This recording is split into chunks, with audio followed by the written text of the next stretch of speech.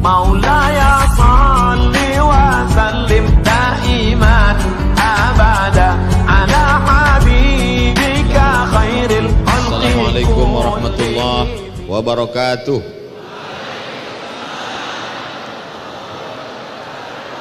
Alhamdulillah wassalatu wassalamu ala Rasulillah Sayyidina wa Maulana Muhammad ibni Abdillah wa ala alihi wa sahbihi wa man da'a bida'watihi wastanna bisunnatihi ila yaumi liqa'i rabbih wa ba'du. Yang sama-sama kita hormati Bapak Gubernur Nusa Tenggara Barat beserta seluruh jajaran yang tak dapat saya sebutkan satu persatu, para habaib, para alim, para ulama, tokoh masyarakat, hadirin hadirat, insyaallah semuanya dimuliakan Allah Subhanahu wa taala.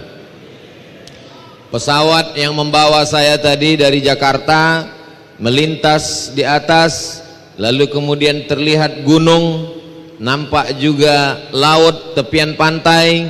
Setelah itu ada sawah, di tengah-tengah sawah ada masjid.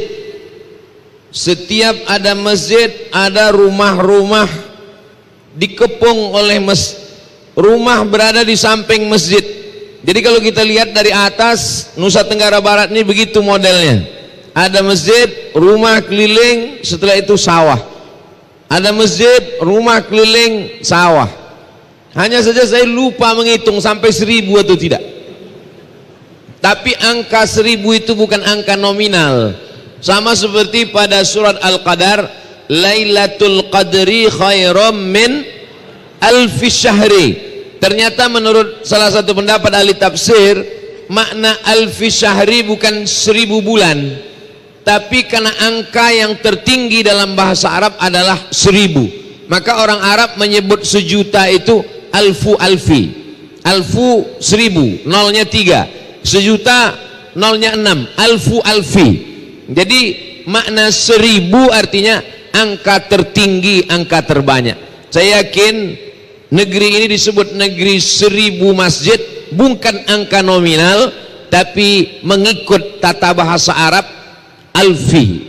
Kalau ikut bahasa Indonesia ada lagi di atas 1000, yaitu 2000. Nanti semua akan menggunakan kata sensus yang lebih besar, lebih banyak, lebih bombastis lagi. Tapi sebenarnya yang dimaksud adalah bahwa negeri ini berdasarkan peradaban masjid. Inilah yang membuat negeri ini tetap baldatun thayyibatun wa rabbun ghafur sampai hari kiamat insyaallah.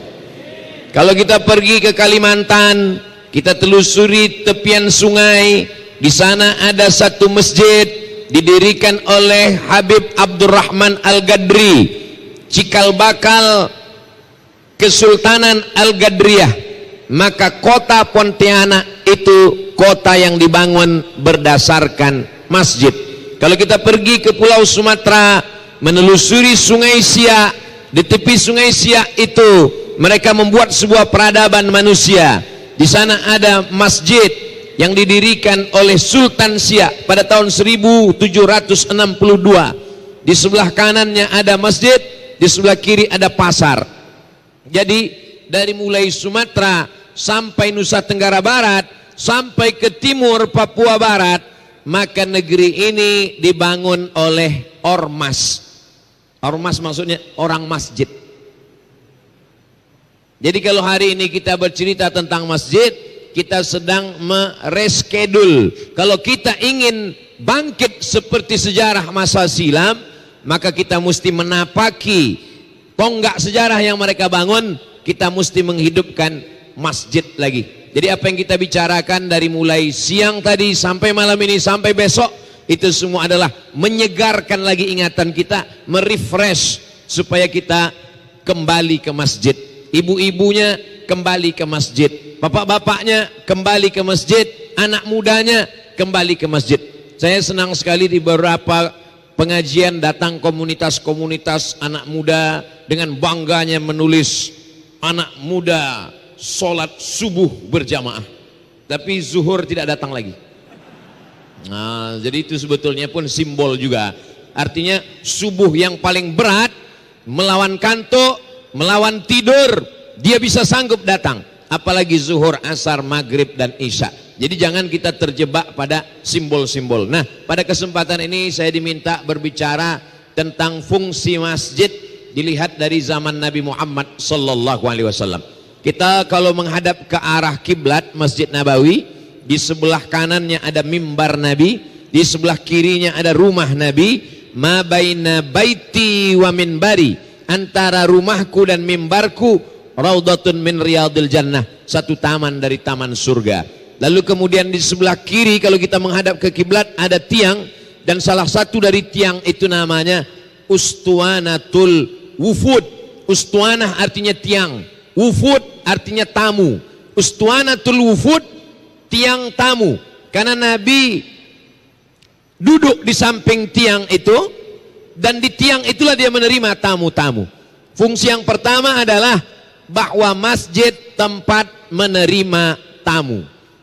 Alhamdulillah Pak Gubernur Nusa Tenggara Barat menerima Ustadz Abdul Somad tidak di kantor, tidak di hotel, tapi di masjid. Pertemuan kami di masjid, bertemu di tempat yang paling baik. Apa manfaatnya kalau kita menerima tamu di masjid? Kalau menerima tamu di hotel bagaimana? Kalau menerima tamu di rumah bagaimana? Kalau menerima tamu di hotel, azannya tidak kedengaran, kecuali hotel syariah.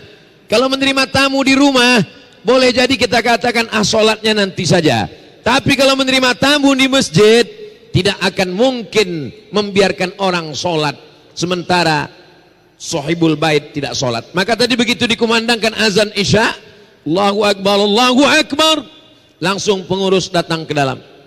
Pak, waktu isya masuk. Pak Gubernur pun langsung sholat isya berjamaah bersama dengan jamaah yang ada. Tapi tamunya tidak ikut sholat.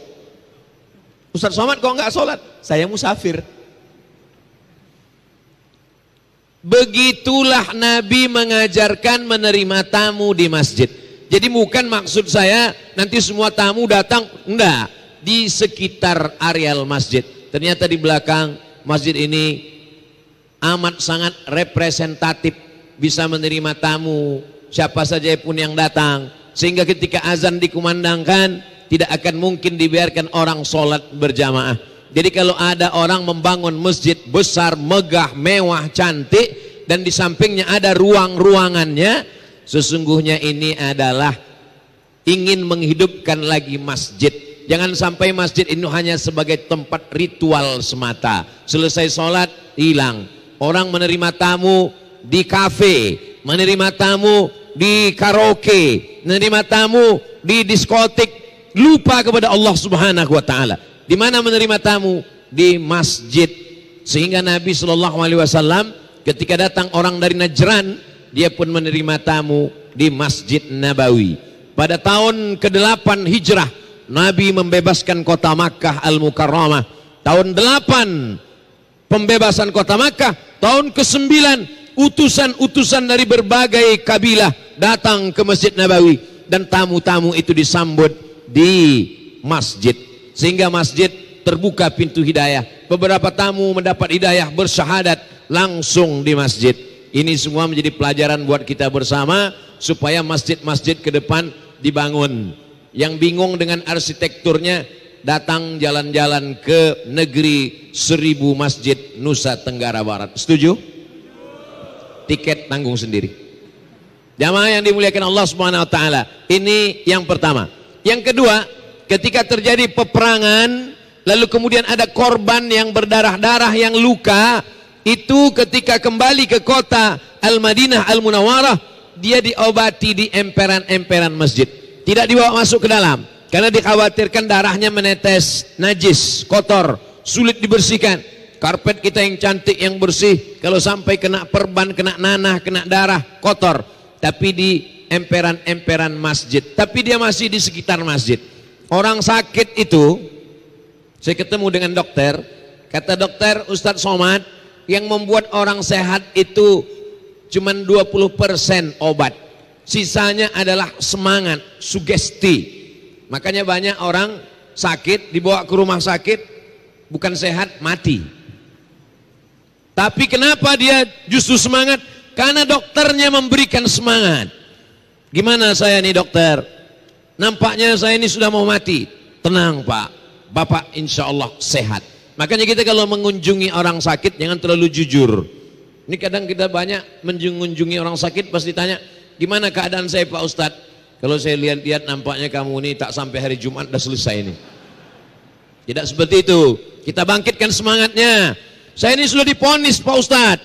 Nampaknya umur saya tak sampai 6 bulan. Tenang, justru yang memponis itu 3 bulan lagi boleh mati.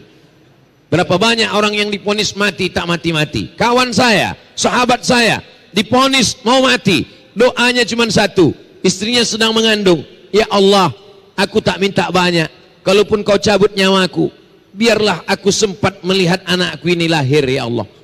Lalu saya tanya, anakmu sudah lahir? Udah 4 tahun, tak mati-mati. Aja dibangkitkan semangat, ceritakan itu. Dan orang kalau dia berada di samping masjid, maka dia insya Allah akan sehat. Jadi ada buku yang ditulis oleh Syekh Mustafa As-Sibai, seorang berkeluarga negaraan Suriah, mendapat gelar doktor dari Al-Azhar, menulis disertasi judulnya As-Sunnah wa Makanatuha fit Tasyri'il Islami. Lalu kemudian bukunya bestseller, bagus sekali untuk membantah orang yang ingkar sunnah. Dan dia menulis salah satu buku judulnya Min Rawa'i Hadaratina. Di antara kehebatan peradaban Islam, di antaranya adalah di samping masjid dibangun klinik gratis. Jadi cikal bakalnya zaman dulu ketika peperangan, korban-korban perang yang berdarah, yang sakit, kena tombak, kena pedang, kena anak panah, itu diobati di persekitaran masjid. Konteksnya kekinian, dibuatkan klinik, klinik gigi, klinik bersalin, pemeriksaan ibu hamil, check up, medical check up. Sehingga kalau ada dokter-dokter kita tidak minta duit dia. Pak dokter, kasih waktu Anda 1 jam saja untuk praktek gratis di masjid kita. Kalau dia mau kasih duit, kita pun tidak menolaknya. Ada rekening khusus. Jadi ada orang-orang yang mungkin ngasih duit berat. Saya kalau ngasih duit saya tidak bisa, kata dia. Tapi kalau untuk ngasih 1 jam gratis praktek, oke. Berapa banyak jamaah kita? Jadi kadang kita ini tidak memberikan pelayanan yang terbaik. Ada orang-orang yang sebenarnya mereka bisa memberikan dari kerjanya. Dokter, perawat, bidan, konsultasi kesehatan, ini semua bisa dilakukan di daerah masjid. Begitu banyak ruangan-ruangan kosong, maka disediakan konsultasi kesehatan gratis. Rehabilitasi narkoba di sekitar masjid, sehingga ketika azan berkumandang, Al-Quran dibacakan, tenang hatinya. Suara Al-Quran masuk ke tempat-tempat ruang-ruang itu. Ruang penerimaan tamu, ruang medical check up, ruang kesehatan, ruang klinik gigi, ruang bersalin. Ada seorang suami mengantar istrinya.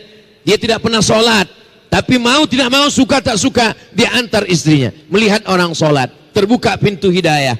Mau tidak mau, suka tak suka, datang dokter mengatakan, SPOG, spesialis objin. Istrinya, silakan masuk Pak, mau diperiksa.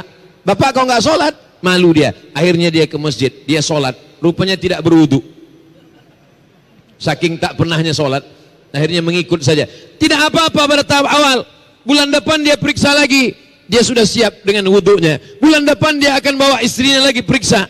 Jadi perlahan-lahan kalau kita buat ini yang dilakukan zaman dulu, maka ini masjid amat sangat berkualitas. Yang ketiga adalah Nabi Muhammad SAW ketika mendamaikan orang yang berkonflik, itu didamaikan di masjid.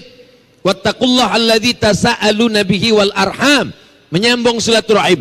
Ada orang yang berkelahi, di mana dia didamaikan? Di masjid. Hari ini orang didamaikan, disediakan satu keyboard, nyanyi karaoke 3 lagu, berdamai. Sudah dangdut tak juga damai, sudah rock tak juga damai, masuk metal keluarnya kesetanan. Karena tidak ada kelembutan hati. Maka di mana dia didamaikan? Di masjid. Sebelum masuk masjid dia berwudu dulu. Selesai berwudu dia masuk salat sunat tahiyatul masjid. Setelah tahiyatul masjid kebetulan pagi dia salat duha. Kebetulan malam dia bisa salat sunat hajat, salat sunat taubat. Terbuka pintu hatinya, didamaikan orang di dalam masjid. Masjid tempat berdamainya orang berkonflik. Tapi sekarang banyak juga orang yang di luar masjid tidak berkelahi, masuk masjid malah berkonflik. Gara-gara usolli tidak usolli, gara-gara kunut tidak kunut, gara-gara bismillah jahar dengan bismillah sir. dan lain sebagainya. Ini tidak mengerti masalah khilafiyah. Yang kita maksudkan adalah orang yang berkonflik masalah dunia di luar masjid, lalu kemudian masuk dia ke masjid, menemukan ketenangan. Di kantornya panas, di tempat kerjanya banyak masalah, di rumahnya banyak masalah, di jalan dia kena razia, dia mencari ketenangan di masjid, maka orang didamaikan di dalam masjid. Poin yang keempat, Nabi SAW tidak hanya membuat masjid, tapi juga ada baitul mal. Jadi kalau ada baitullah masjid, ada baitul mal, tempat harta. Baitullah, tempat berzikir mengingat Allah. Baitul mal, tempat berkumpulnya harta.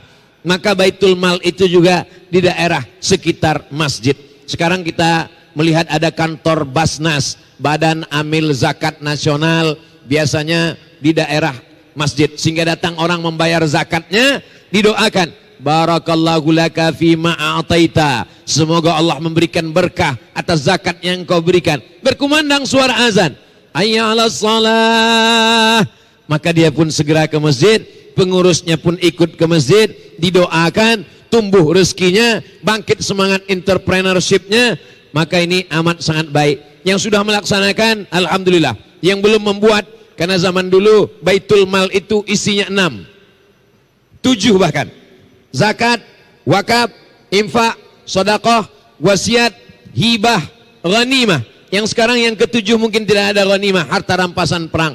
Tapi zakat ada, wasiat ada, infak ada, wakaf ada, pegawai-pegawai membayar zakat. Di mana dia membayar? Mungkin tidak pernah ke masjid selama ini.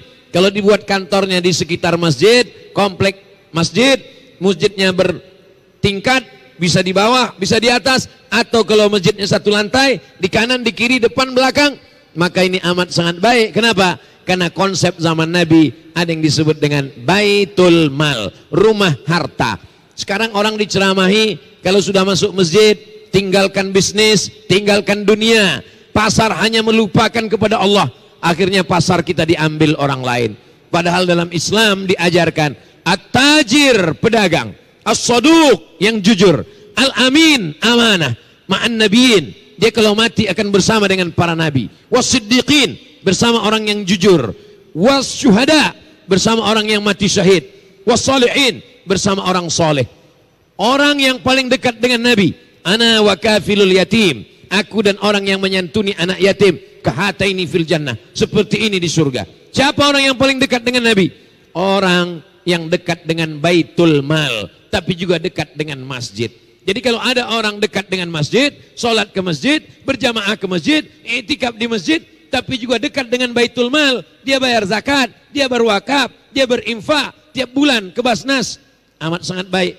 Sudahlah tidak pernah ke masjid, tidak pula bayar zakat, dunia melarat, akhirat neraka jahanam. Na'udzubillah. Jadi masjid tidak hanya sekedar tempat ritual ibadah, tapi harta yang setiap bulan dia bayarkan, dia tidak merasa dia sedang mengurangi hartanya, tapi dia sedang mengatakan, di dalam harta saya ada milik orang lain, di dalam slip gaji saya ada punya orang lain yang mesti saya keluarkan. Sebagaimana waktu saya yang diberikan Allah 24 jam, ada milik Allah yang mesti saya berikan.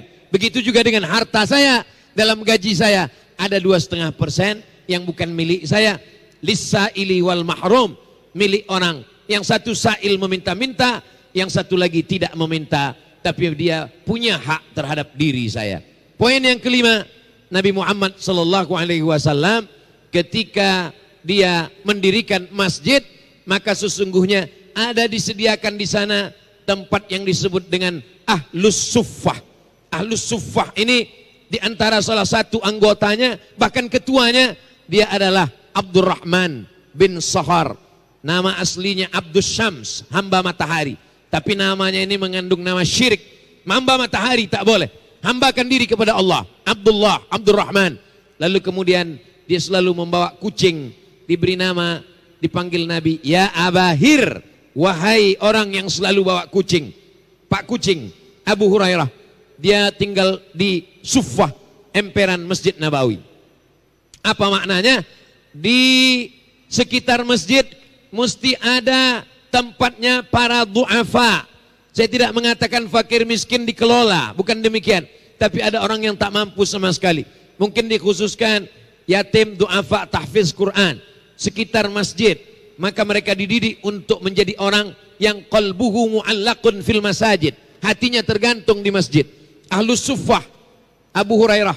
Kenapa Abu Hurairah cuma 3 tahun bersahabat dengan Nabi? Tapi hadis yang dihafal 5.000-an hadis. Sementara Abu Bakar Siddiq dari mulai sebelum hijrah di kota Makkah sampai ke Madinah. Maka rahasianya adalah karena Abu Hurairah lebih lama suhbahnya dengan Nabi.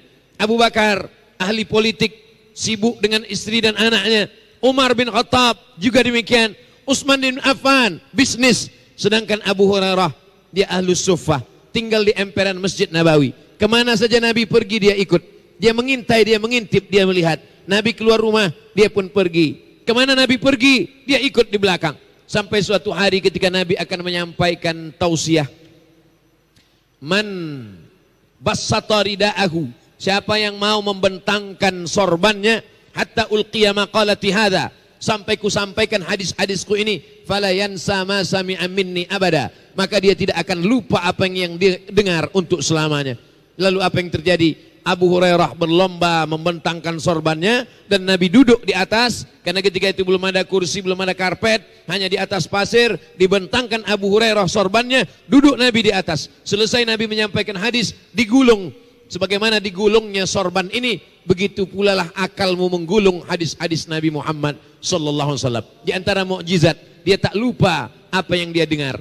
Jadi kalau ada pelajar-pelajar, du'afa, yatim, tahfiz Quran, tinggal di dekat masjid, imamnya membaca Quran, mereka akan menjadi penghafal Quran. Mereka mendoakan orang yang datang membayar sedekah, zakat, wakaf, infaknya, bisa melihat langsung. Inilah anak-anak yatim kita, ini du'afa kita yang perlu disantuni. Mungkin kalau hanya sekedar ceramah ustadz, tak tersentuh hatinya. Tapi kalau dia lihat langsung dengan mata kepalanya, ada pelajaran, ada tausiah yang tak bersuara, yang tidak berhuruf, yang tidak berbunyi, praktek langsung. Jadi apa yang terjadi pada zaman Nabi, Nabi tidak mengurutkannya nomor 1, 2, 3, 4, 5, tidak. Tapi kita mengambil pelajaran-pelajaran. Afala ta'qilun, kenapa tidak gunakan akal untuk mengambil pelajaran yang dibawa dalam kehidupan Nabi Muhammad sallallahu alaihi wasallam. Poin yang ke-6. Dulu itu kisos, potong tangan, pancung kepala, itu di samping Masjidil Haram. Sampai akhirnya terjadi perluasan masjid, masyarakat semakin ramai, dipindahkan ke Jeddah, di Masjid Qisas dekat Corniche di Jeddah. Saya sendiri menyaksikan, melihat dengan mata kepala sendiri, 3 orang yang dipancung, 1 dari Pakistan karena membawa narkoba, yang 1 lagi dari Nigeria membawa narkoba, yang terakhir nomor 3 orang Saudi Arabia karena membunuh. Selesai melihat pancung 3 kepala putus, 2 kepala, yang terakhir itu tidak jadi dipotong karena keluarganya memaafkan. Dia sudah jatuh, mau dipotong jatuh, akhirnya keluarga memaafkan. Jadi nanti mana tahu ada orang mau dipotong, pura-pura aja jatuh biar dimaafkan. Lalu kemudian dilepaskan. Selesai itu saya pun naik taksi pulang ke hotel, lalu ditanya sama supir sekti orang Yaman. Dari mana? Saya tadi dari melihat Qisas, pancung kepala. Saya sudah 10 tahun tinggal di sini, sekalipun belum pernah melihat, kata dia. Kami karena kebetulan saja melihat banyak mobil polisi di samping masjid. Dulu itu aslinya di samping Masjid Nabawi. Kenapa? Karena hukum ini mesti dilihat oleh orang banyak. La ta'khuzkum ra'fatun, jangan ada rasa kasihan. Kenapa? Demi tegaknya amar ma'ruf nahi mungkar. Penjara penuh, habis anggaran negara untuk memberi makan penjahat, padahal ada hukum yang lebih efektif. Selesai. Tak perlu banyak-banyak. An-nafsu bin nafsi, pembunuh. Bagaimana mungkin seorang pembunuh menghabisi nyawa orang lain? Diberikan tidur, diberikan makan, diberikan nyaman. Orang bayar pajak hanya untuk mengasihi makan pembunuh. Na'udzubillah. Maka dalam Islam, la yahillu damu mri'im muslim illa bi ihda thalath. Tidak halal darah orang kecuali dia melakukan 3. Yang pertama, an-nafsu bin nafsi, nyawa dibayar dengan nyawa. Yang kedua, as-sayyibuz zani, sudah menikah, berzina, maka ditanam setengah badannya, dilempar batu pakai sampai bati. Asy-syaikhu wa syaikhatu, laki-laki, perempuan, idza zanaya, kalau dia berzina, farjumuhum albattah. Yang ketiga, at-tariku lidinihi al-mufariqu lil jamaah. Orang yang murtad meninggalkan agama, pengkhianat, maka hukumnya adalah hukuman mati. Di mana hukuman mati dilaksanakan? Di samping masjid. Selesai sholat Jumat, semua umat melihat, memberikan efek jera. Makna hukum adalah supaya orang melihat hukuman itu datang jerahnya. Hukum bukan direndahkan, dilemahkan, dipotong, sehingga apa? Sehingga orang tidak memberikan efek jera. Dia berpikir, nanti paling-paling ditangkap, kan bisa keluar sekali-sekali, paling-paling nanti akan ditangkap, bisa pula liburan ke tempat-tempat piknik. Ini semua tidak memberikan efek jera. Maka ketika itu dihukum di tempat orang ramai, di samping masjid, maka ini hukuman menjadi sesuatu yang luar biasa. Az-zaniyatu, pezina perempuan, wazani, pezina laki-laki, fajlidu kulla wahidin minhuma mi'ata jaldah, cambuk dia 100 kali. Di mana dicambuk? Di dekat masjid. As-sariqu, pencuri laki-laki, was-sariqatu, pencuri perempuan, faqta'u aydiyahuma, potong kedua tangannya. Di mana hukuman ini ditegakkan? Di samping masjid. Semua mata melihat, memberikan efek jera. Poin yang ketujuh, bahwa pada zaman Nabi SAW selesai melaksanakan sholat, Nabi mengadakan dialog. Jadi tidak selamanya monolog. Satu-satunya yang monolog searah hanya khutbah Jumat. Khutbah Jumat tidak pernah Nabi selesai khutbah bertanya, jamaah ada pertanyaan silakan tulis di kertas, tak ada. Makanya nanti kita ada dialog. Saya dari dulu kalau tausiah itu ada dialog. Tidak selamanya manusia ini mau diceramahi saja, tapi mesti ada timbal balik, ada flashback, satu arah dari penceramah sebagai muqaddimah pengantar, lalu kemudian ada sesuatu yang ingin disampaikan oleh jamaah. Dan itu dilakukan oleh Nabi di dalam masjid. Dialog dengan masyarakat di dalam masjid. Ada Menteri Besar Kelantan, almarhum Nik Aziz, beliau selesai sholat Jumat, beliau duduk mendengarkan semua keluhan masyarakat dan membuat pengajian sehingga pasar-pasar datang, tenda-tenda dipasang di samping masjid, orang semuanya datang. Bisa dicari rekamannya di YouTube. Begitu juga dengan Syekh Ali Jum'ah. Syekh Ali Jum'ah, ulama besar Al-Azhar, ahli usul fikih. Apa kata ulama Maroko? Seandainya kitab-kitab usul fikih di dunia ini terbakar, habis semuanya gosong, tapi masih ada Syekh Ali Jum'ah, lakafa, cukup. Karena kepalanya menyimpan kitab-kitab usul fikih di dunia. Beliau di Masjid Sitta Oktober selesai sholat Jumat, duduk berdialog dengan masyarakat. Saya sudah mulai coba habis sholat Jumat mau dialog, tak bisa. Karena tradisi tempat kita habis sholat Jumat makan. Orang lapar tidak bisa dialog. Nah, jadi tidak apa-apa habis sholat Jumat makan, habis makan baru diadakan dialog, tanya jawab masalah kehidupan di masjid. Bupati ketemu dengan masyarakat di masjid, gubernur bertemu dengan masyarakat di masjid, ada yang ingin ditanyakan. Tidak mungkin orang sumpah serapah caci maki dalam masjid. Nah, ini dialog Nabi dengan para sahabat itu diadakan di dalam masjid. Poin yang ke-8, masjid sebagai tempat menuntut ilmu. Makanya kita senang sekali habis kajian subuh, habis sholat subuh ada kajian subuh, habis sholat duha ada kajian duha, sore petang habis asar ada pengajian ibu-ibu wirid yasin, malam dari maghrib ke isya ada pengajian, dari isya ada tanya jawab, malam Senin, Ahad malam Senin dibuat kajian akidah, Senin malam Selasa kajian fikih, Selasa malam Rabu kajian tafsir, Rabu malam Kamis kajian hadis, Kamis malam Jumat wirid yasin, Jumat malam Sabtu tablik akbar. Ini semua ada kajian berkurikulum, ngaji di masjid, sehingga tidak cukup hanya dengan khutbah.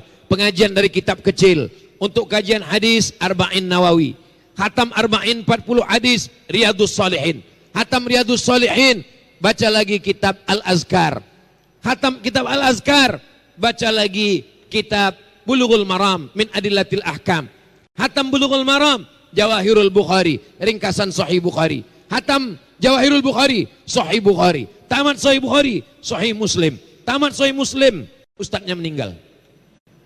Nah, mesti ada berkelanjutan, diganti oleh ustadz yang lain. Kajian tafsir Syekh Muhammad Mutawalli Asy-Sya'rawi. Jadi masjid sebagai tempat transformasi ilmu pengetahuan. Tidak bisa ngaji tafsir di kelas. Hanya 2 SKS tafsir. Potong pertemuan pertama, potong mid semester, potong UAS. Bukan Ustaz Abdul Somad, ujian akhir semester. Tinggal 13 tatap muka. 13 tatap muka masih lumayan dulu ketemu. Sekarang online. Ngajinya online, tidak bisa. Mesti ada tatap muka antar jamaah. Jamaah melihat mata ustadz, ustadz melihat mata jamaah, melihat keadaannya. Seperti yang dilakukan oleh Nabi dengan para sahabat. Poin yang ke-9, barulah tempat ritual ibadah sholat. Jadi banyak sekarang orang kalau sudah ngaji masjid, pertama masjid tempat sholat. Masjid tempat sholat umum dimanapun bisa. Ju'ilat lil ardu masjidan. Permukaan bumi diciptakan untukku sebagai masjid. Dimanapun bisa sholat. Tapi masjid sebagai salah satu tempat ritual ibadah, maka sesungguhnya tidak dapat dipungkiri karena Nabi tidak pernah meninggalkan sholat berjamaah di masjid. Nabi pernah sakit menjelang wafatnya, disiram dengan air 5 kirbah. Kirbah itu kulit kambing yang dijahit. Air diisi, disiram ke wajah Nabi. Nabi terbangun. Sampai ketika Nabi terbangun ditanya, apa yang kau ingin ya Rasulullah? Kata Rasul, bawa aku ke masjid, sholat berjamaah. Nabi ketika pingsan akan meninggal, dia ingin sholat berjamaah. Saat dia tidak bisa sholat berjamaah, maka dititahkannya kepada Abu Bakar Siddiq. Itulah inisiasi jamaah, memilih Abu Bakar sebagai khalifah, karena melihat ada signal saat sakit yang diangkat menjadi pengganti imam kecil. Ada Abu Bakar, imamatun sughra, imam salat, imamatun kubra, pemimpin negara. Imamatun sughra menjadi indikasi imamatun kubra. Kalau dia layak menjadi imamatun sughra, imam kecil, dia akan layak menjadi imam besar, menjadi pemimpin pada masa zaman Rasulullah. Maka Abu Bakar disebut sebagai khalifah. Khalifah bukan pengganti Nabi. Kalau khalifah pengganti Nabi berarti Abu Bakar itu Nabi yang ke-26. Khalifah artinya adalah pengganti kepemimpinan. La nabiyya ba'dah. Tidak ada nabi sesudah Nabi Muhammad sallallahu alaihi wasallam. Yang terakhir, yang ke-10, masjid tempat menyambung tali silaturahim. Saya ketemu dengan Pak Gubernur di masjid, ketemu dengan alim ulama di masjid. Kenapa Ustadz Somad ini sorbannya di kanan? Biasanya sorbannya di tengah kanan kiri untuk supaya logonya tidak tertutup. Muslim United. Bersatunya umat Islam dari berbagai macam ormas, dari berbagai macam latar belakang pendidikan, pesantren modern maupun pesantren salafiyah, dari mulai berbagai macam basic pendidikan, bertemunya di dalam masjid. Karena kalau sudah di dalam masjid, manusia tidak lagi dibedakan antara penguasa dengan rakyat jelata.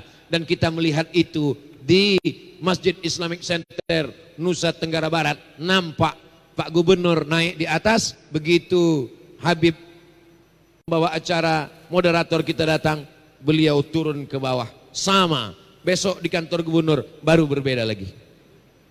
Di masjid orang tidak membawa partainya, tidak membawa golongannya, tidak membawa status sosialnya. Siapa yang datang lebih dulu, maka dia di depan. Siapa yang datang belakangan, maka dia di belakang.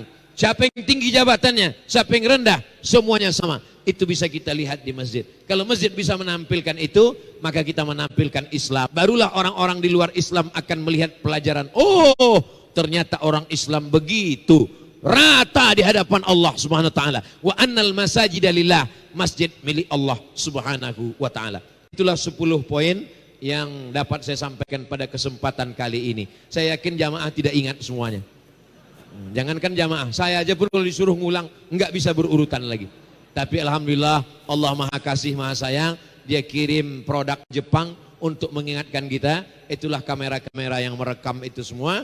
Semua ini direkam. Yang tidak bisa melihat, yang lupa, tidak ingat, bisa ditonton ulang di channel Ustadz Abdul Somad Official. Subscribe, like, share, and comment.